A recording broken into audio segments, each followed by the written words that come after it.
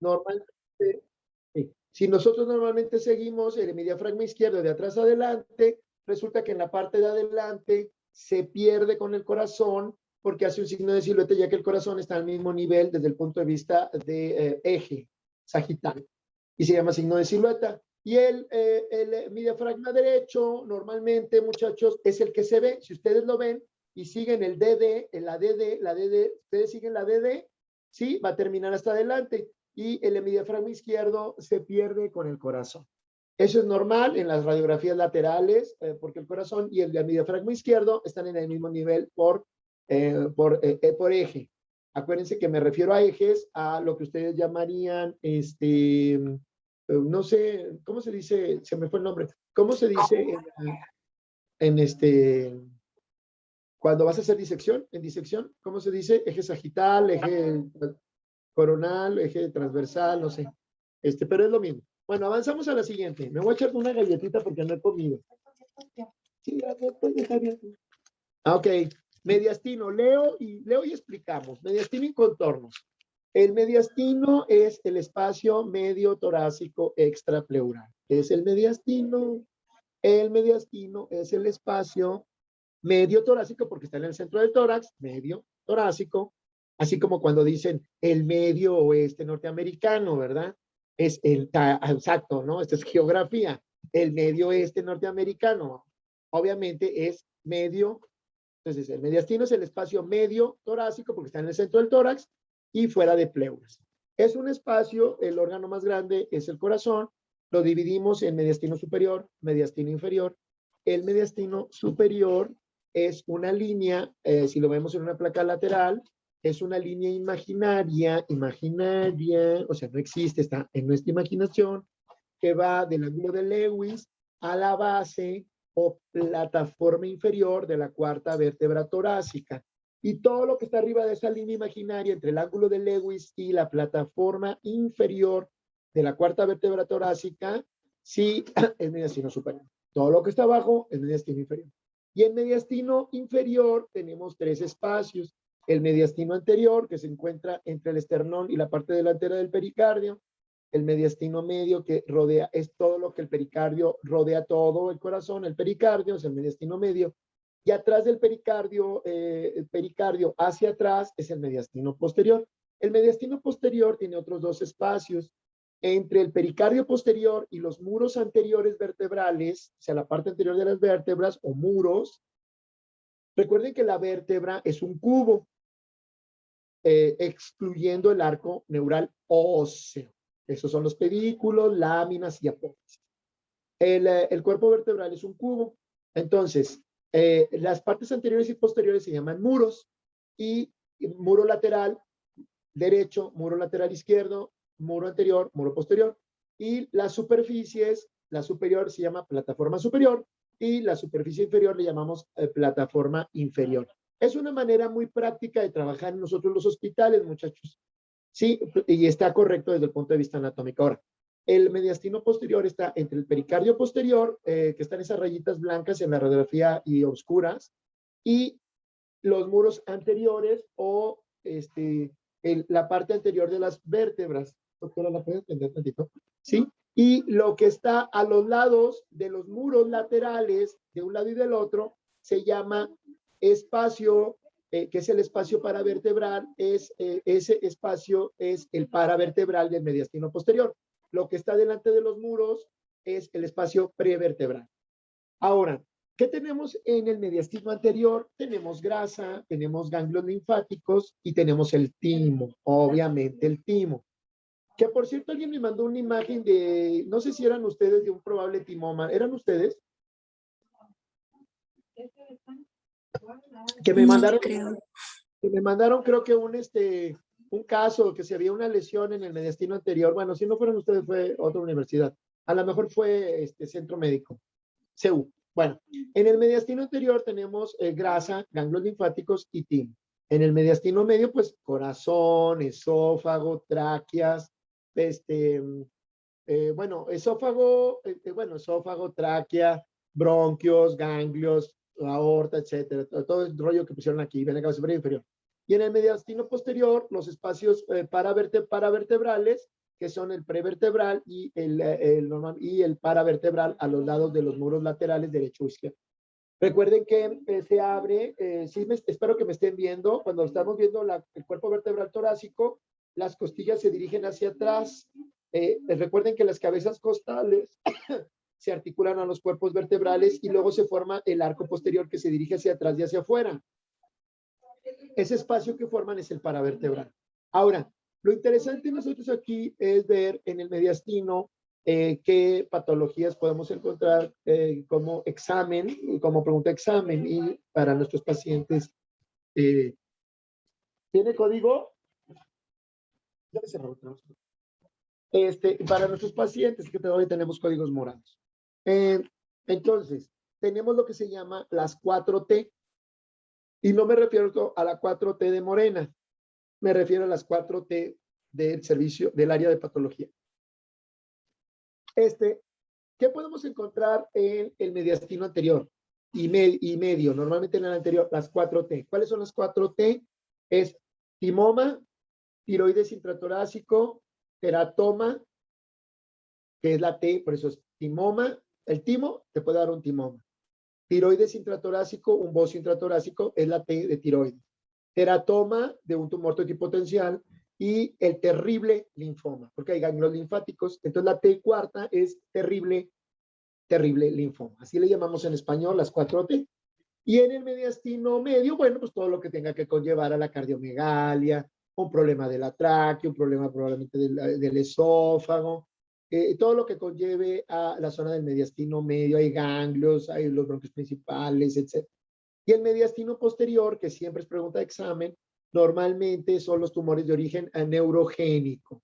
¿Cuál? Los schwannomas o neurilemomas o neurofibromas, y la mayoría de estos tumores que se encuentran en el mediastino posterior son de origen neurogénico, y esa es una pregunta de examen, por si ustedes no la sabían. Avanzamos a la siguiente. ¿Alguna pregunta de los mediastinos? Y el mediastino superior, normalmente tenemos bocio intratorácico también como un tumor probable, o bueno, la extensión de un carcinoma de pulmón u otro tipo de patologías propias. Recuerden que la división entre mediastino superior y mediastino inferior es una línea imaginaria que va del ángulo de Lewis a la plataforma inferior de la cuarta vértebra torácica. Avanzamos ahora sí a la siguiente, muchachos.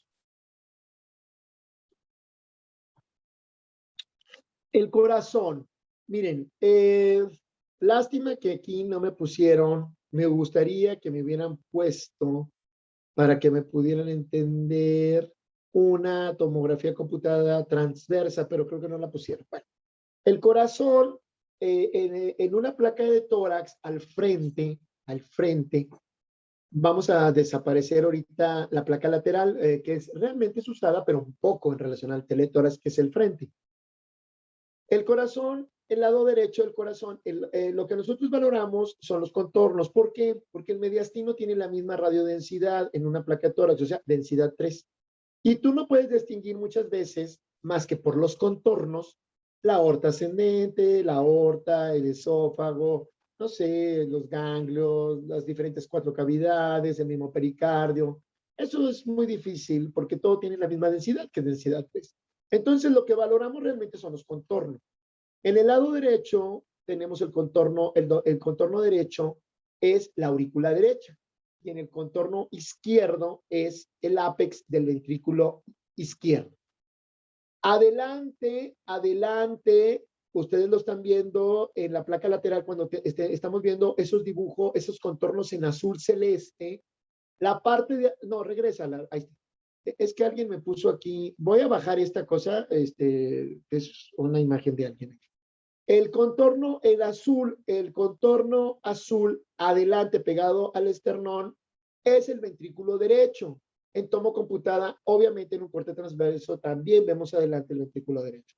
En un tele de tórax no vamos a ver el ventrículo derecho per se, o sea, estoy hablando de algo normal, porque el ventrículo derecho tendría que estar crecido para que nosotros lo valoremos. Y en la parte de atrás del corazón, muy cercano a unos milímetros del esófago, pero nunca en contacto al esófago, en una situación normal, tenemos la aurícula izquierda. Entonces, el contorno en la tela de tórax, el contorno derecho, que son dos espacios intercostales, ese contorno es la aurícula derecha. En el lado izquierdo es el ápex del ventrículo izquierdo. Adelante el ventrículo derecho y atrás la aurícula izquierda. Ahora vamos a hablar de los crecimientos de todas ellas. Ok, ahí nos están poniendo en TAP el tronco de la arteria pulmonar, en una lateral, la aorta ascendente que va de adelante a atrás, ¿sí? Y de derecha a izquierda, ¿sí? De la aorta transversa y descendente, ascendente, transversa y descendente. Sí, y obviamente vemos, nos están poniendo ahí otras imágenes, AD, no sé qué, por qué le pusieron AD, aorta ascendente, aorta descendente en español, perdón. Aorta descendente, le pusieron, AD significa aorta descendente, porque iba a decir aurícula derecha, ahí está muy alta, no, es aorta descendente. Bueno, el crecimiento de la aurícula derecha, el crecimiento de la aurícula, vamos a irnos por cavidad.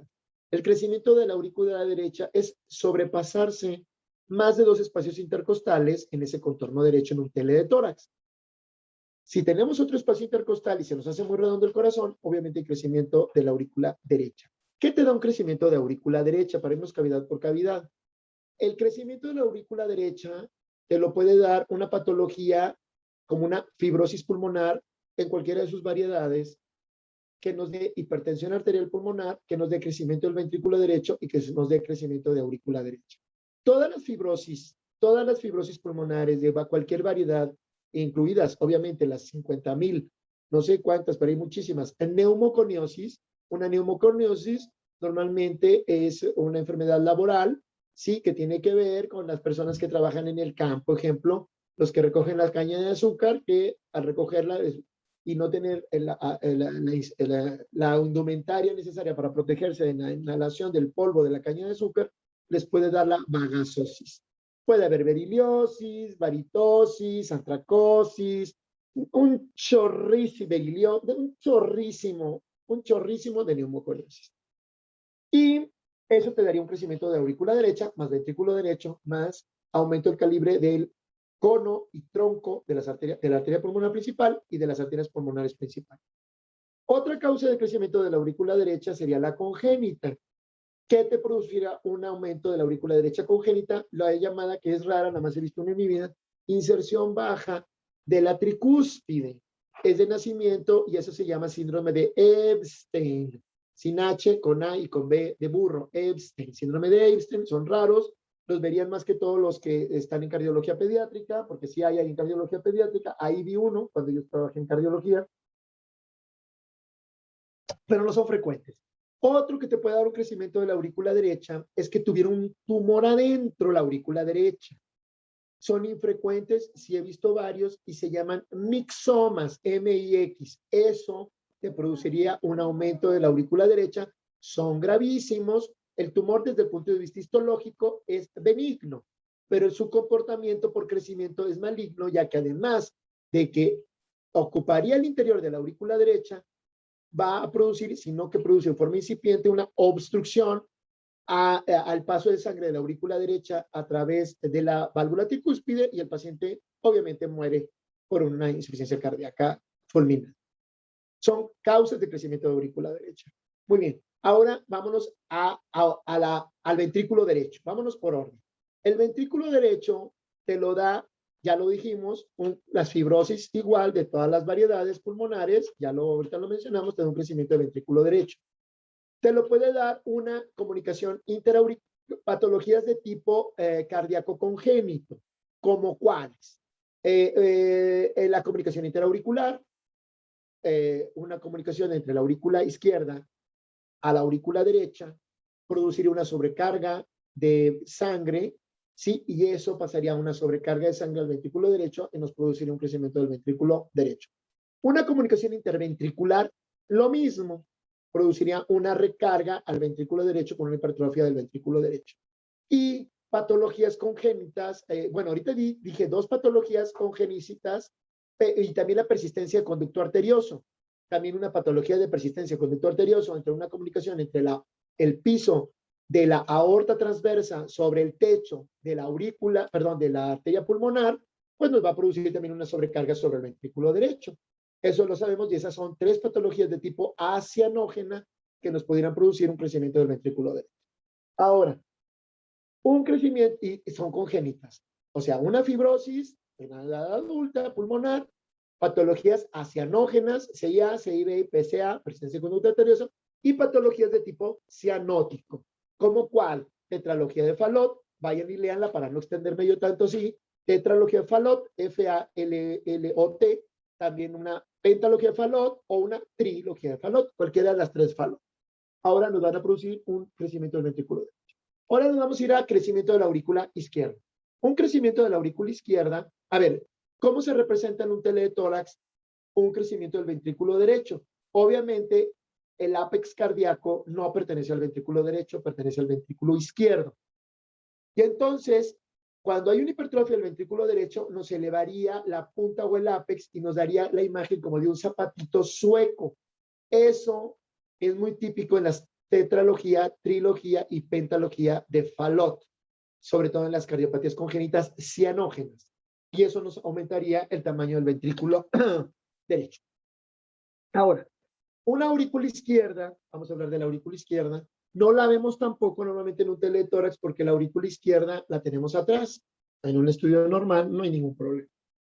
Tenemos un crecimiento de aurícula izquierda porque tenemos, recuerden que en el contorno, como nosotros vemos contornos porque toda la densidad es igual a una densidad 3, entonces muchachos nosotros veríamos que el contorno, aparece un contorno extra.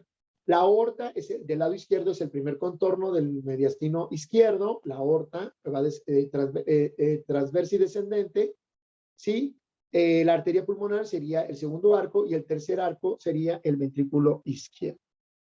Cuando crece la aurícula izquierda, entonces la orejuela puede asomar o la propia aurícula puede asomar y entre el segundo arco y el tercer arco, que es entre la pulmonar y el ventrículo izquierdo, puede presenciar o asomar por el crecimiento, ya sea la orejuela o que es parte de la aurícula izquierda y formar un cuarto arco. Y eso sería el cuarto arco, que esto es patológico. ¿Sí? Entonces, el primer arco es la aorta, pregunta de examen, el segundo arco es la pulmonar, el tercer arco es el ventrículo izquierdo. Si aparece el patológico, que sería un crecimiento aurícula izquierda, no daría el cuarto arco, entre el segundo y el tercero. Ahora, espero que ya me hayan dado a entender, y si yo les pregunto, primer arco, aorta, segundo arco, pulmonar, tercer arco, ventrículo izquierda, y el cuarto arco, pues ese no es normal en un teletórax, y por lo tanto, ese es patológico, y es el cuarto arco entre el segundo y el tercero. Ahora, ¿qué te produce un crecimiento de la aurícula izquierda? Una estenosis o doble lesión mitral de la válvula mitral te la puede producir tranquilamente. ¿Sí? O una insuficiencia cardíaca del ventrículo izquierdo nos puede producir un aumento del tamaño de la aurícula izquierda. Ahora, hay que tomar en cuenta, ya dijimos crecimiento de la aurícula izquierda. ¿Qué patente nos va a dar la aurícula izquierda? Cuarto arco, entre el segundo y el tercero, la presencia de un doble contorno sobre el contorno derecho de la aurícula derecha, puede haber un como doble contorno y ese se llama doble contorno por crecimiento de aurícula izquierda, que es lo mismo, que va adjunto al cuarto arco, muchachos, para que más o menos ustedes tomen presencia de cómo se va a ver. La aurícula izquierda cuando ya está muy grande puede hacer el mismo, que es raro porque obviamente la carina, como los bronquios son durísimos, puede abrir un poco el ángulo de la carina, pero eso es muy raro, ¿sí? Y eso nos llamaría el motivo de un crecimiento de aurícula izquierda. Ahora, la aurícula izquierda puede ir acompañada de unas cefalizaciones de flujo causada por una hipertensión venocapilar. Recuerden que las venas pulmonares ya llevan la sangre oxigenada hacia la aurícula izquierda. Entonces, podemos tener una cefalización de flujo en un teletórax con un crecimiento de la aurícula izquierda y eso es motivo de que vaya acompañada una cosa con en relación a la aurícula izquierda. Ahora, crecimiento del ventrículo izquierdo, el ápex siempre se dirige hacia abajo, más pronunciado de lo normal. Es más frecuente ver que esa cavidad es siempre que está más crecida, porque la hipertensión arterial sistémica de tipo idiopático, en general, del circuito mayor, siempre produce una hipertrofia del ventrículo izquierdo a la larga y el ápex cardíaco siempre se dirige más hacia abajo, y es la cavidad que por frecuencia crece más por esa hipertrofia del ventrículo izquierdo en las hipertensiones arteriales sistémicas no controladas y hasta controladas. Esperemos que esto haya quedado bien especificado, los crecimientos de las causas de crecimiento de las 4 cavidades cardíacas. Entonces, especificar en la parte delantera en azul, ventrículo derecho pegado o muy pegado a la pared posterior del esternón. Sí, por debajo, obviamente, de lo que es el espacio retroesternal. El espacio retroesternal, que aquí no lo marcaron, entre el corazón y los grandes vasos, aorta ascendente y arteria pulmonar en este caso, sí, y en la pared posterior del esternón debe tener una medición en la placa lateral de aproximadamente 2,5 centímetros. 2,5 centímetros. El que disminuye el espacio puede ser, el espacio retroesternal puede ser por un crecimiento del ventrículo derecho, por un aneurisma de la aorta ascendente, por una hipertensión arterial pulmonar del tronco y del cono, del tronco y sobre todo de la arteria pulmonar, o ese espacio retroesternal puede estar obliterado, disminuido por un tumor de los cuales ya vimos ahorita, de las 4T. Puede ser un gran bocio infratorácico, que es por la tiroides, una de las T, el teratoma, la segunda T, el terrible linfoma, la tercera T, y el teratoma, que es un tumor totipotencial, junto con todos los germinomas, que es la 4T. Ahora, el crecimiento del ventrículo izquierdo en esta radiografía lateral, obviamente crecería para atrás, perdón, del ventrículo izquierdo, bueno, aquí no lo vemos, perdón, un crecimiento del ventrículo izquierdo podría crecer un poco para atrás porque no todo está a un lado, es más que todo en la tela de tórax, y obviamente un crecimiento de la aurícula izquierda que son muy difíciles de detectar. De todos modos, el mejor estudio para la valoración, a fin de cuentas, del corazón, pero por lo difícil que es conseguirlo y por sí, el estudio de ultrasonido es un estudio operador dependiente, tendría que ver con un ecocardiografía. Como por ley y por frecuencia nosotros vemos más radiografías de tórax porque los ecocardios son bastante difíciles de conseguir, entonces apréndanse todo lo que tiene que ver con tele de tórax y radiografía lateral de tórax. Avanzamos a nuestra siguiente diapositiva. ¿Vamos bien? ¿Alguien diga sí? Nadie me dice nada. Está bien. Tenemos a ver si entendieron lo que dije o me grabaron, no dije ninguna grosería, ¿eh? Por lo menos me grabaron, digo, a ver, esta clase de cardiología que les acabo de dar en 20 minutos, súper fregón, iba a decir chingona, pero no, me abstengo de decirlo, retiro la palabra, es fantástica, así que ya ustedes, sí. Lupita, ahí está Lupita para que le firmen, ¿no? Por favor. Sí, porque ahorita estoy en clase. Entonces, es fantástica porque ahorita les acabo de definir cómo están los crecimientos cardíacos. Obviamente, sin un ecocardio. En la mayoría de las veces nosotros, como radiólogos, podemos ver el corte transverso del tomógrafo y ahí se ve estupendo el crecimiento de la aurícula izquierda. También hay que ver una cosa, el crecimiento de la aurícula izquierda, que me faltó decirles, la aurícula izquierda nunca, pero de los nunca debe tener contacto con la pared anterior del esófago. Si está a unos milímetros, eso es un hecho, pero no debe tener contacto. Cuando la aurícula izquierda tiene contacto con el esófago, ya está en crecimiento grado 1. Cuando hay compresión del esófago, es crecimiento grado 2. Cuando hay desplazamiento del esófago, es crecimiento por la aurícula izquierda. Fíjense bien, no por todas las cavidades, aurícula izquierda, es crecimiento grado 3 de la aurícula izquierda. Y cuando ya cuando existe la posibilidad de una fractura o luxación, que nosotros le llamamos del esófago por crecimiento de aurícula izquierda, obviamente el paciente está en una insuficiencia cardíaca izquierda, marca llorarás, y el paciente tiene una disfagia no solamente a sólidos, sino una disfagia a líquidos. Ya no puede tragar ni saliva, y en caso de que llegue, está a punto de morir. ¿Sí? En los crecimientos de la aurícula izquierda. Salud. Bueno, la única persona que veo, pues salud. Muy bien. Tenemos los cilios pulmonares.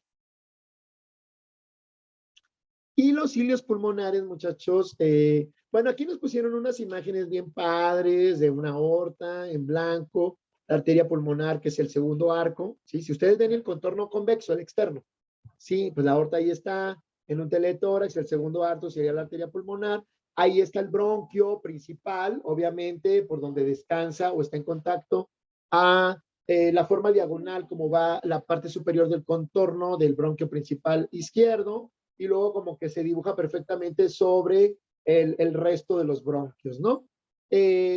Y la aorta, bueno, pues que va obviamente adjunta, la aorta descendente y el contorno de izquierdo de la aorta, es la imagen de contorno, obviamente está en contacto con la tráquea del lado izquierdo, ¿sí?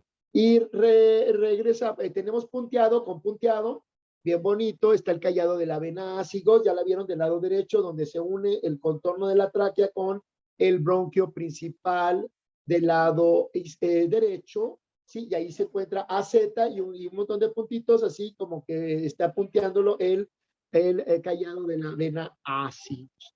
Y bueno, aquí tenemos en una imagen lateral bien bonita la aorta, donde se encuentra la posición de la aorta en ascendente y descendente, la posición del bronquio lateral superior izquierdo, la posición de la arteria pulmonar derecha que la están poniendo y la distancia que existe entre el piso de la aorta y el techo de la arteria pulmonar, que ese espacio se llama ventana aortopulmonar. Ese es a ver, cuando yo digo ventanas, me refiero a espacios en el mediastino, no me refiero a shunts. Un shunt, S-H-U-N-T, es un cortocircuito. Y shunt se refiere, cuando nosotros decimos cortocircuito o shunt, son las comunicaciones que ya vimos en las cardiopatías ahorita, cianógenas y acianógenas congénitas. Esos son shunts porque es una comunicación entre espacios vasculares, también incluidas las cavidades cardíacas, obviamente.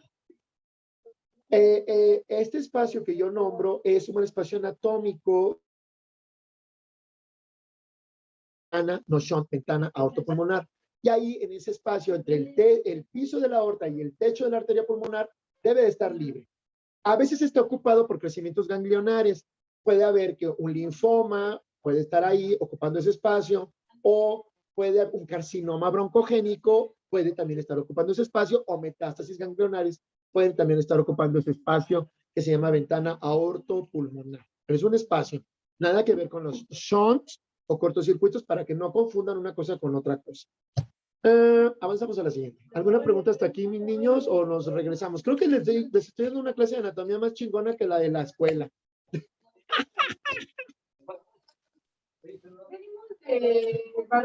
Todo bien, doctora. Sí, todo bien. Espérenme tantito, aguántenme tantito. Ah, gracias. Es que estamos aquí, estoy trabajando, ya estoy aquí en el hospital. Entonces tengo que estar así como los marcianos, con todas mis antenas prendidas. ¿Sí? Para ver qué pedo. Así, ¿qué está pasando aquí? No se rían, pero es la neta, ¿eh? Tengo que estar a las vivas aquí, nomás porque tengo aquí a mi mano derecha, que es la doctora Rebeca, que está conmigo. Bueno, creo que ya vimos todo lo de los espacios. A ver, ya vimos ahí, ya lo expliqué. La altura vertebral es importante, que es el número 2. Obviamente la altura va disminuyendo conforme la edad de la persona también va aumentando. O sea, es inversamente proporcional. O sea, yo aumento en edad, pero mis cuerpos vertebrales se hacen más chiquitos, más chaparritos. Sí, o sea, eso es inversamente proporcional. Digo, ese es obvio. Y el espacio intervertebral, obviamente, entre una plataforma, la inferior de un lado de una vértebra con la superior de la otra vértebra, con el número 1, el agujero intervertebral, por donde salen obviamente las raíces de los nervios torácicos, ¿sí? O vertebral, o lumbares, o sacros, o cervicales. Ya vimos el muro anterior, ya vimos el muro posterior, ya vimos los pedículos, que es el número 5, que son los dos ojitos que se ven al frente en las vértebras cuando estamos haciendo un teletórax o una radiografía de columna torácica o lumbar. Estamos viendo los dos ojitos. Recuerden que el pedículo vascular es la zona más oxigenada de las vértebras, ¿eh? Por eso los pedículos normalmente son las zonas que más atacan las metástasis, porque la metástasis no solamente va por comida, glucosa, también va por oxígeno. Y las metástasis son células malignas de tipo caníbal, que primero se comen ellas que comer la célula huésped. La célula huésped, entendiendo eso como célula huésped, la célula propia que tenemos nosotros aquí adentro. La normal, la otra es el bicho metastásico. Y ya vimos el muro posterior, ya vimos la plataforma superior y la plataforma inferior. ¿Cuándo disminuye este cuerpo vertebral?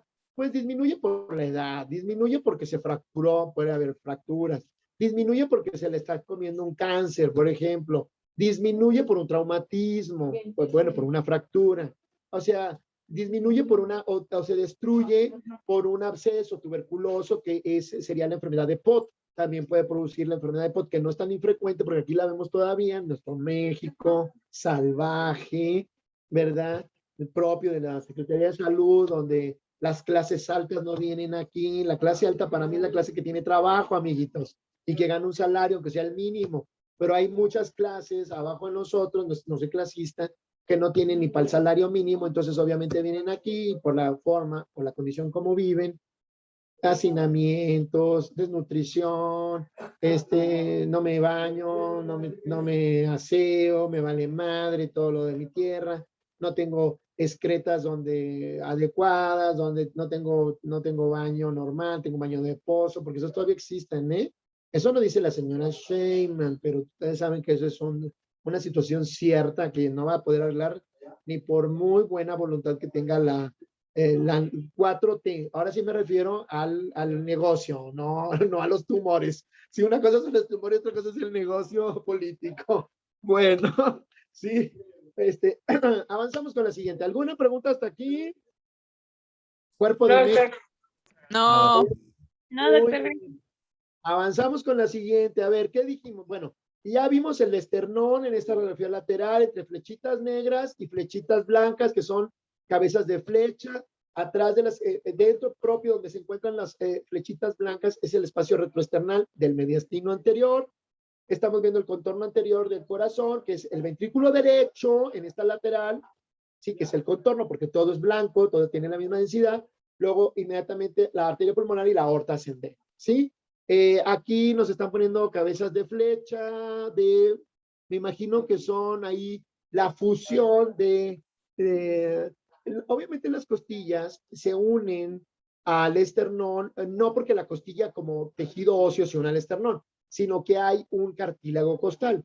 Realmente las costillas no se unen al esternón, eso es imposible. O sea, hay cartílagos que unen el propio esternón, ¿sí? A las huesos o costillas. Porque recuerden que debe haber un movimiento de ampliación y amplexación, ¿sí? De la caja torácica, que tiene que ver con la inhalación y exhalación de, obviamente, el aire atmosférico.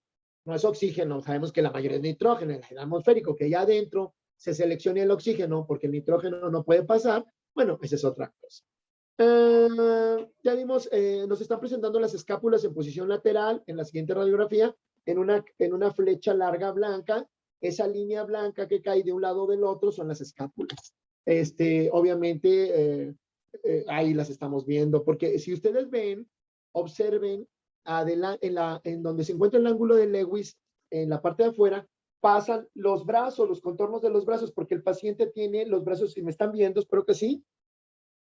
Sí me están viendo, ¿verdad? Tiene los brazos hacia arriba. Entonces, este contorno que estamos viendo, así como que sale el tejido blando de ese ángulo, pues es la parte baja de los brazos, porque el paciente tiene que tener los brazos hacia arriba para que se le pueda tomar la radiografía lateral de tórax. Obviamente estas radiografías laterales son derechas, ¿ya se fijaron? ¿Por qué son derechas? Porque siempre la marca está a la derecha. Si me las ponen a la izquierda, si me la ponen al revés, donde los cuerpos vertebrales estén de espaldas a la imagen, a la información del cuadrito que se pone en las radiografías del lado derecho, bueno, pues es izquierda. Sí, o sea, si el esternón está pegado a la derecha de los datos del paciente, pues es derecha. Si es los cuerpos vertebrales, o sea, la columna y el esternón está del lado contrario, pues obviamente es izquierda. Así que podemos diferenciar gracias al nombre del paciente, que siempre es a la derecha y arriba es ley internacional, podemos diferenciar una derecha de una izquierda, ¿verdad? Bueno, estas todas son derechas porque el esternón está pegadito a la letra A. En este caso le pusieron A de anterior, que ahí arribita debía haber estado el nombre. Como está pegadita a anterior, obviamente es una lateral derecha. Si está del lado contrario, es una lateral izquierda. ¿Preguntas hasta aquí, mi México? No, Todo bien, todo doctor. Todo bien. Creo que mi clase es la mejor de todas, ¿verdad? Como siempre. Sí, la verdad. Pues sí, porque es la más práctica. Yo sí estudio mi clase. Los demás no sé, pero se los dejo de tarea, ¿eh? Yo sí estudié, saqué puros cienes en la Uni de Nuevo León, ¿eh? Avanzamos a la siguiente. Aguánteme tantito. Ah, perfecto. Gracias, amigo. Muy bien. ¿Todo bien, mi doctora? ¿Todo bien? Todo bien. Muy bien. Tomografía transversa, cortes transversos. Voy a quitar aquí el muñequito que tengo aquí, no sé por qué lo puse. Estoy ahorita en mi tablet. Ahora ya uso mi tablet gracias a que mi hija me enseñó a usar tablets con WhatsApp, porque dicen que no existe el WhatsApp para tablets, pero sí cuando lo conviertes en un escritorio, y lo convertí en un escritorio y ya tengo WhatsApp aquí en mi tablet. Obviamente, como los Cuatro Fantásticos, ¿vieron los Cuatro Fantásticos cuando baja el supercarro? Baja el supercarro así volador y dice, obviamente es un Dodge. Bueno, obviamente este es un Samsung. Si no es cierto, para los que tengan Apple. Bueno, yo soy pobre y tengo Samsung, como los que tienen HP, Lenovo, Patito, Reconstruida, marca Tepito, no sé. Pero bueno, yo no tengo Samsung, que es para los pobres, pero está muy funcional y muy padre. Muy bien, aquí tenemos 6 cortes transversos de la zona cardíaca. Observen bien, en el segundo corte inferior, sí, tenemos AD, aurícula derecha, que era yo lo que les decía, BD, ventrículo derecho, BI, ventrículo izquierdo, en donde sí se ve la hipertrofia de la pared del ventrículo izquierdo, está muy gruesa esa pared de ese ventrículo izquierdo, que la ven ustedes con la letra BI, que eso nos indica en un paciente hipertenso arterial sistémico. Recuerden que hay 3 hipertensiones del circuito mayor y circuito menor. Hipertensión arterial sistémica, hipertensión arterial pulmonar e hipertensión venocapilar. Son las 3 hipertensiones, apréndanselas para que puedan ustedes leer perfectamente bien el libro de medicina interna y las entiendan. Sí, entonces tenemos ventrículo izquierdo con esa hipertrofia del ventrículo izquierdo y AUI hacia atrás, pero nunca en contacto con la bolita negra, ese agujerito negro hasta atrás, que es el esófago, entre aurícula izquierda y aorta descendente, que es AD. Ahí en medio está ese agujerito que es el esófago. Recuerden que la aurícula izquierda nunca debe de tener contacto con el esófago. Cuando ya lo tienes, crecimiento grado 1 de la aurícula izquierda. Cuando ya lo tiene. ¿Sí? Por eso, nunca deben estar en contacto la pared posterior de la aurícula izquierda y la pared anterior del esófago. Nunca. Muy bien. La sexta imagen es el ventrículo izquierdo ya más abajo. Obviamente aparece ventrículo derecho, aurícula derecha, y atrás de la aurícula derecha está la vena cava superior, vena cava inferior, que obviamente ya entra a la zona torácica con todo el torrente de sangre de la cavidad abdominopélvica, y donde se le unen normalmente, por anatomía, las 3 venas suprahepáticas, y todas juntas se unen a la vena cava inferior.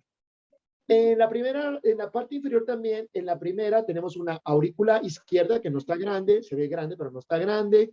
Tenemos la vena pulmonar, las venas pulmonares superiores, aquí en este caso estamos viendo las inferiores, creo que sí, inferiores, y tenemos las 2 superiores, sí, perfectamente todas drenando sangre oxigenada que proviene de los pulmones a la aurícula izquierda, que es el circuito menor, ya es parte del circuito menor que entra a la aurícula ya izquierda, que es parte del circuito mayor. Y obviamente igual, arriba, a mano izquierda nuestra, que sería la derecha aquí, la vena cava superior. Obviamente aquí se le puso contraste endovenoso, radiopaco hidrosoluble no iónico, yodado, endovenoso, por eso vemos opacificado ciertas zonas donde va pasando el medio de contraste y opacifica más, dependiendo la cavidad cardíaca o vaso arterial o pulmonar, de la aorta o de la pulmonar, o de arterial o venoso, depende. Entonces vemos la vena cava superior. Vemos en la primera, vena cava superior, aorta ascendente. Recuerden que la aorta sale del ventrículo izquierdo, se dirige a la derecha, va subiendo, se eleva, pasa hasta la parte anterior, se convierte de derecha a izquierda, ¿sí? en transversa o horizontal, y ya en el lado, cuando va descendiendo hacia izquierda, y va en contacto a los muros laterales izquierdos de las vértebras. Ahí va la parte derecha, prácticamente está muy cerquita del contorno derecho de la aorta descendente sobre los músculos, pero en el lado izquierdo. ¿Ok? Vemos obviamente ya el tronco de la arteria pulmonar, que nace del ventrículo, nace a la derecha, en el ventrículo derecho, se hace izquierdo, obviamente sale hacia el frente y luego obviamente por debajo de la aorta horizontal, por debajo de su suelo, se transforma en las dos arterias, pulmonar derecha y pulmonar izquierda, arterias pulmonares que llevan sangre venosa. Y bueno, lo demás es lo mismo para que vayan viendo la posición en la tomografía computada de los diferentes cortes. Siempre hay que ir sumando la anatomía que nos enseñaron. Obviamente no se acuerdan de ella porque desafortunadamente le enseñan muy mal en la escuela. O sea, ustedes son principiantes y desafortunadamente los maestros que dan anatomía no la dan. Miren, la anatomía, esto es como las matemáticas. Tenemos matemáticas puras y matemáticas prácticas.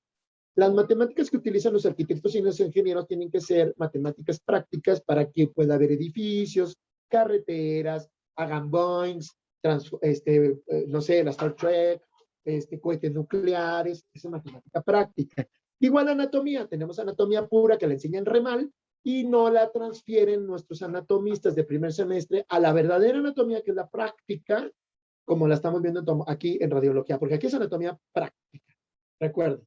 Entonces, nuestra anatomía pura no la saben proyectar a la zona práctica, pero tienen aquí el Marichalar que les va a ayudar a que la proyecten a la zona práctica para que ustedes encuentren la distorsión anatómica, que es el punto fundamental de la materia.